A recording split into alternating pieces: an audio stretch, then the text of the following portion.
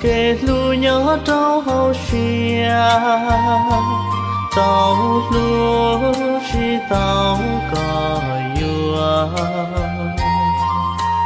cho cứ yuan giòn gió một gió lu gió từ tiền lý yua chuyên gió gió có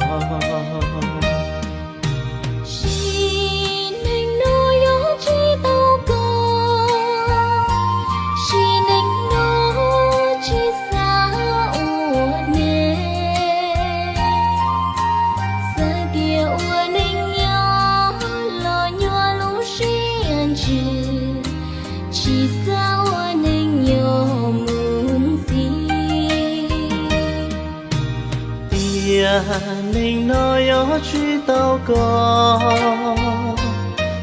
ninh nó truy vua lên từ cha của ý xia nhỏ li nó ý xì mua tôi lo rồi luôn xia vua ta có số nu lâu lâu lâu hậu đời bao lo vua ta ta có gió nu am bo cú khó mùa mà li oa ý xia tu xiên cho tôi mới lên cột lô sẽ tia tôi chỉ cho lại lo tao có một chuyện tôi nên luôn có mong nơi cột chơi mà đi nhớ tất cả trong chỗ vắt chân nó sọp mà sơ nơi tiệm mấy nơi từ nhớ cuối bàn của chị tôi chỉ thọ tôi sẽ cuối một năm tôi mới lên cột lô ý xia tu xiên cho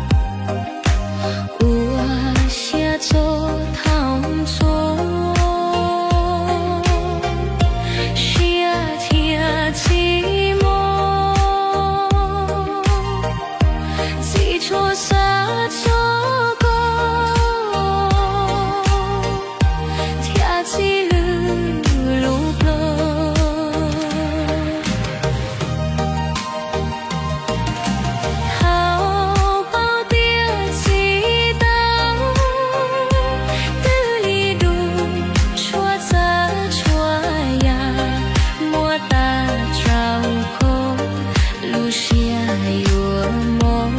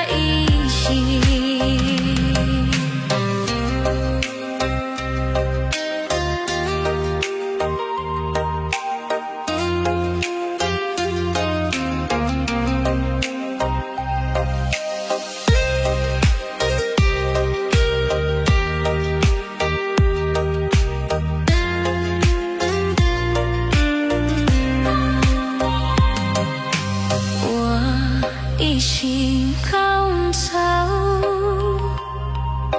有宝地啊祈祷，我写作唐作，写天寂寞，寄托沙洲过。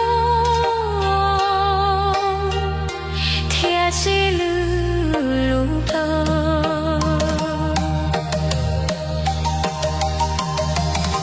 hào bao tia chỉ đau từ ly đầu chúa ta chúa ya mua ta trao cô lưu xia liều mồ mua cho thâu tư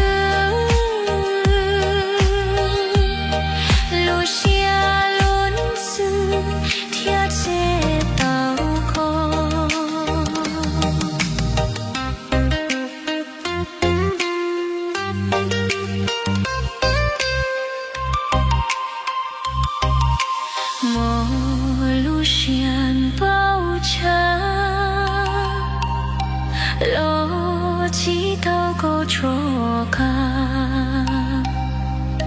vì có yo lúa tu có yo lúa linh che yo mò lu xia mu ta y si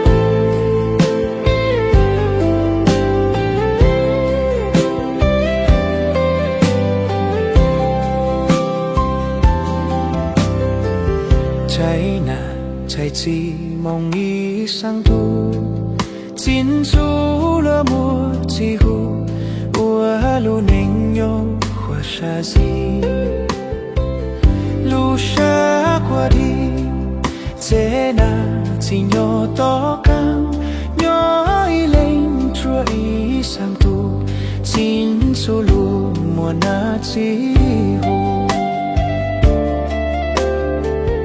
ua chẳng cô nua yua thua yua kê cho na cho chi chê chúa to căng chi mùa từ lu chê na hạ chi từ lòng chê khứ chi tàu chê yua tí trăng tí nắng ua mô tàng chi mùa từ sau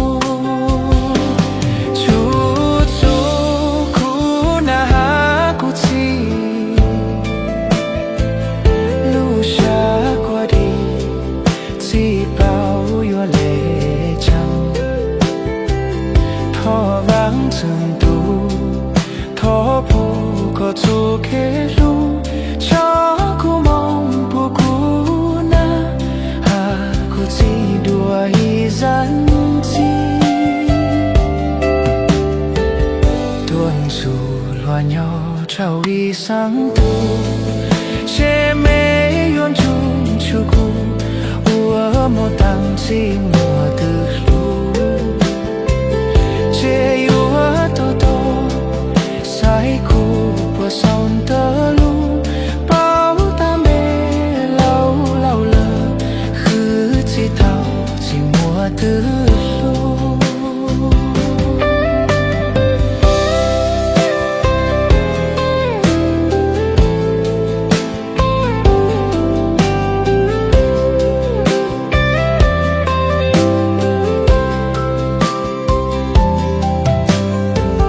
tuần dù loa nhỏ trao đi sáng tu che mê yuen chung chu cu ua mô tăng chi mùa từ lu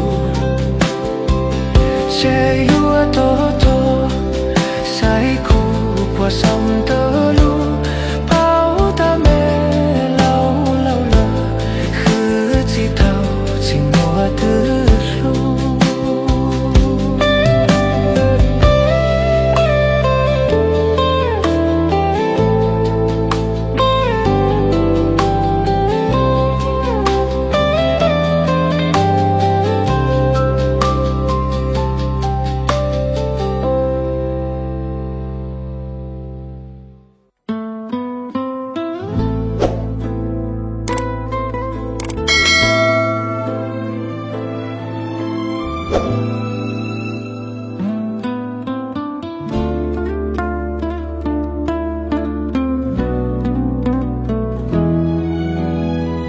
chỉ cho hậu yên lo mà cụ chỉ tàu na chia lô trao bê sai chỉ tàu ý đây lô trao bê na tu lo tia lúa chỉ mùa nên yua trái lô tiếng cao chỉ mùa nên sâu lúa xanh tia nhớ chỉ qua yên lúa muốn xanh qua lúa chỉ bùi lúa muốn xanh xa lúa chỉ bù thà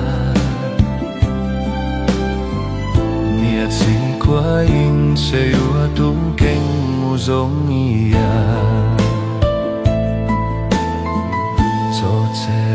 mà chỉ cho hậu yên lúa thề bỏ đành lúa chỉ sẵn chia chỉ mua bỏ nia mu tai shi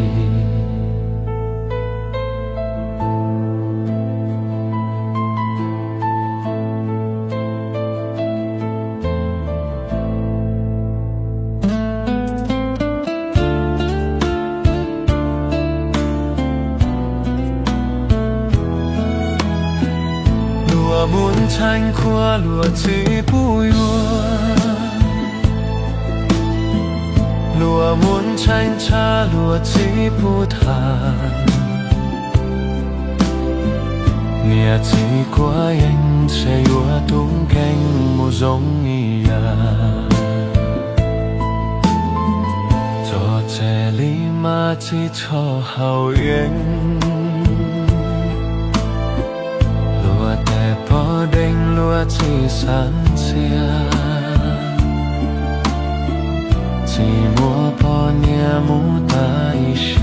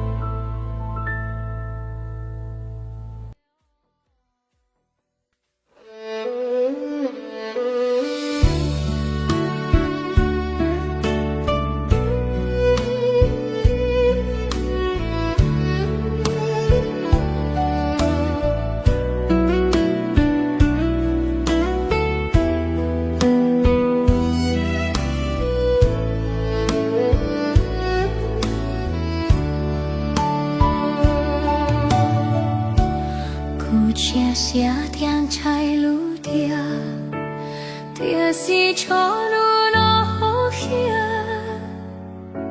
hó có lũ xé tranh mùa nữ thao từ lo cuối chúa to lo ye chi mò có lũ xé cha mà quay xé cho cha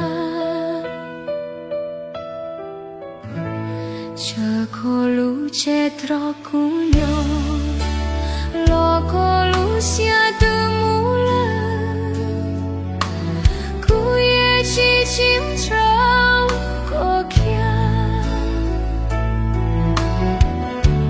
chờ tiếng ưu xia cho chia lo xia lo dễ nên nụ si chua si nông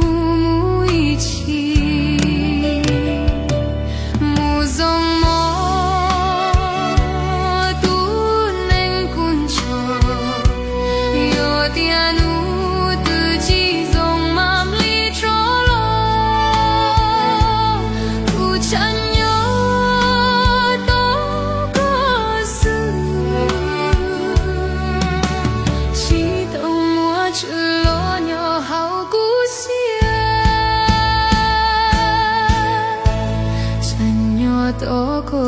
古路，祈祷默默读，山着着的路，头熬冷我的，路就是的莫过着前。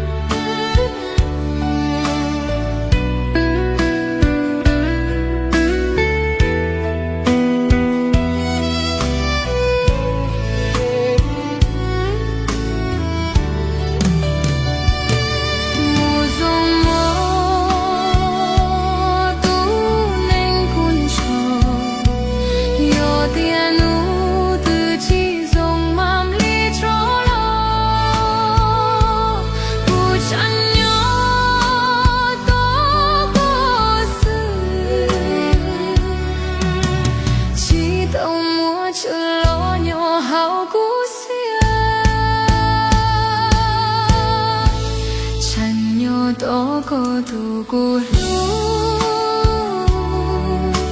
祈祷默默读，山着着的路，头熬冷我看，路朝的莫过朝前。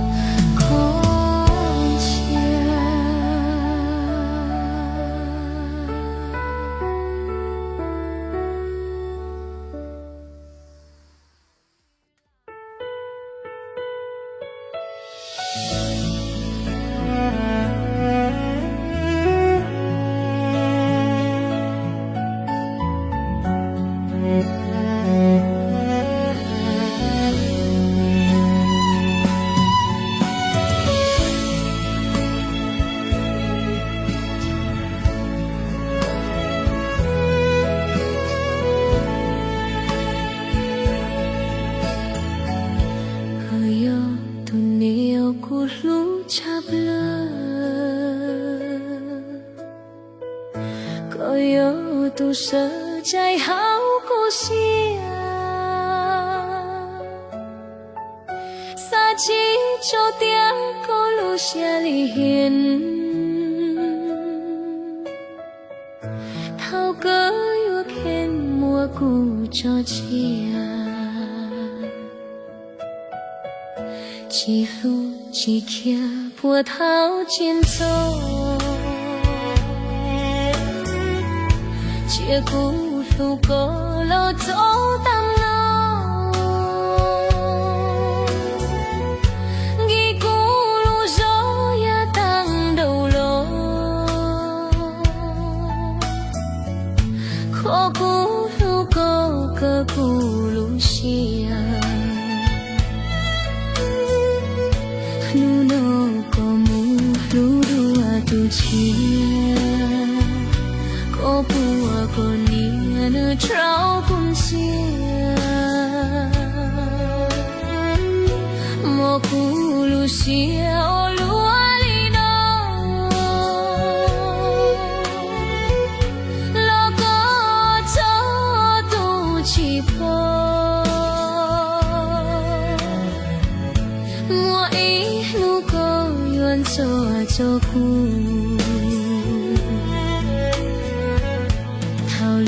chỉ lúa cho có chia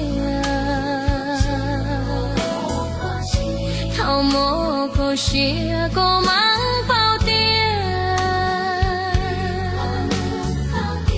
tốt lúa có tiền nữ chua yêu cũ chia cũ từ mu chín số có lời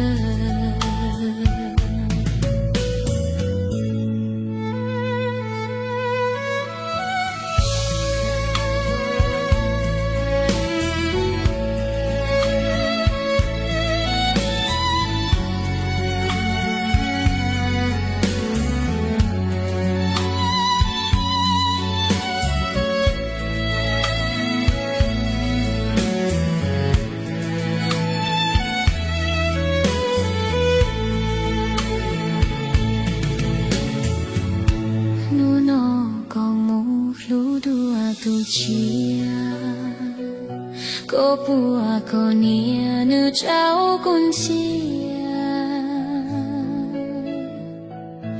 một cú lu xì lu ali no lo có cho tu chỉ po mua ít nu có yuan cho cô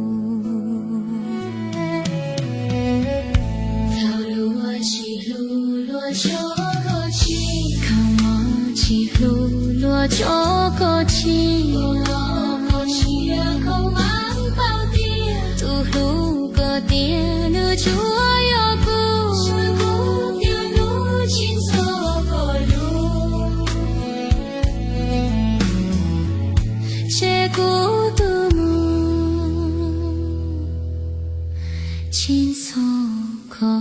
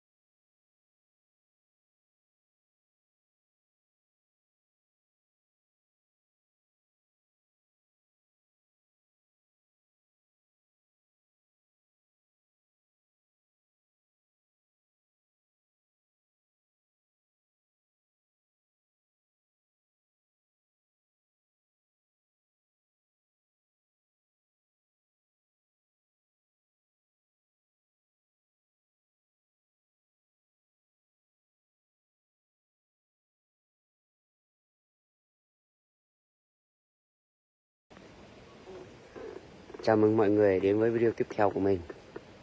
Thì video này mình sẽ đi đón con nhá. Bây giờ đã là 4:30 rồi. 4:30 rồi thì mình sẽ đi đón con đi học về nhá. Con mình học lớp mẫu giáo nên là bây giờ mình sẽ đi đón con nhá. Thì mời mọi người theo chân mình đi để đón con mình, xem mình đón con như thế nào nhé, và con mình học ở trường nào nhé. Ok, rồi bây giờ mình sẽ let's go.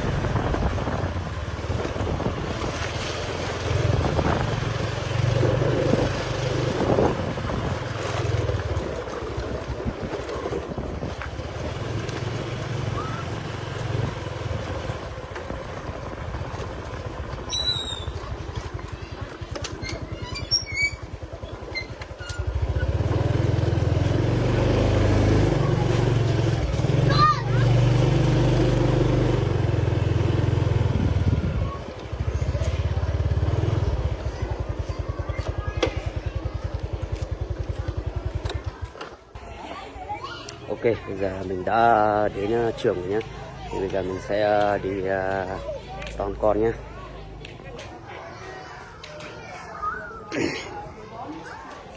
Thì đây, con mình học lớp mẫu giáo 3 tuổi nhé. Vâng, cô cho em đón Sơn với. Sơn đây. Ê. À. Bố cả. À. Con đã tôi thì đâu có. Anh lại đi học, anh lại đâu chờ cô á? À.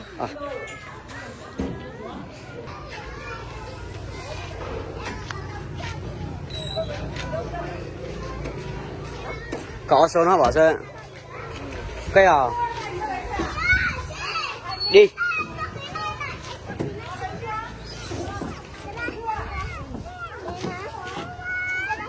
Rồi.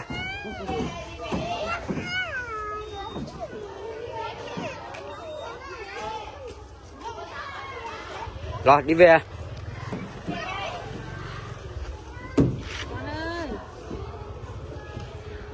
Mở, come home. Mở. Đi. Sơn, come on, Sơn một bông nữa.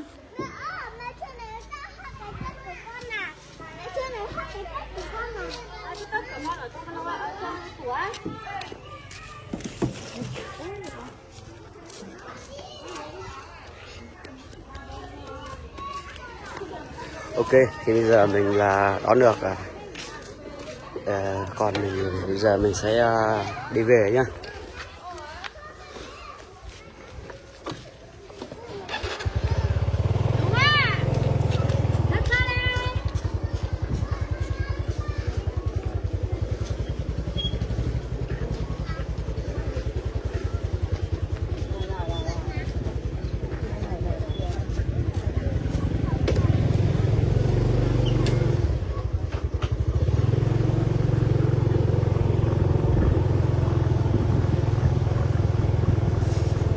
Cứ đi học về Sơn. Có quả. Cô giáo trình độ có. Ê, ở trong cô giáo trình độ có. Cô giáo trình độ có quả. Ồ.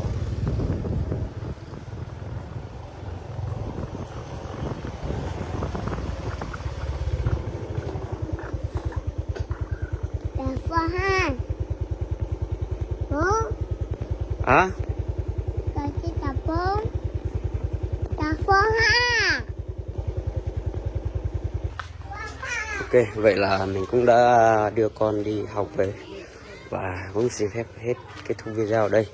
Xin chào và hẹn gặp lại mọi người ở những clip tiếp theo nha.